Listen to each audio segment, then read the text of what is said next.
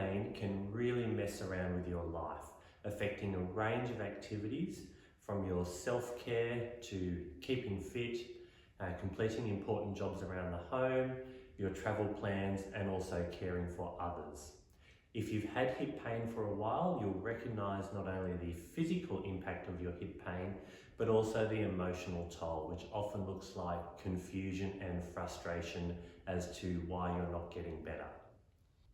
I'm Nathan Mobbs, owner of Personal Best Physiotherapy in Wodonga, and at our practice we've been helping people with hip pain reduce their pain and get back to normal for 15 years.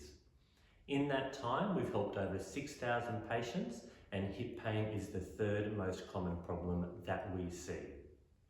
We want to share our knowledge and experience helping people with hip pain, and I invite you to our upcoming hip pain workshop to help you understand your hip pain better, but more importantly, work out what it is you need to do to get better.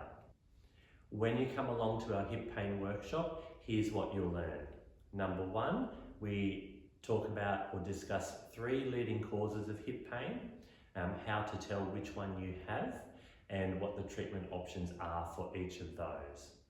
Secondly, we talk about how to understand your imaging. So this is your ultrasound, X-ray or MRI, and this is really important because you need to put your imaging in context with some other findings. Third, we discuss our approach to treating hip pain using the McKenzie method, how this is different to regular physio, and how it works very effectively for many people who have hip pain just like you.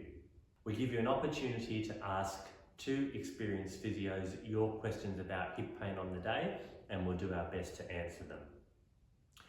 We keep our workshops small so that they're very valuable for the people who attend, which means we only have 10 seats available.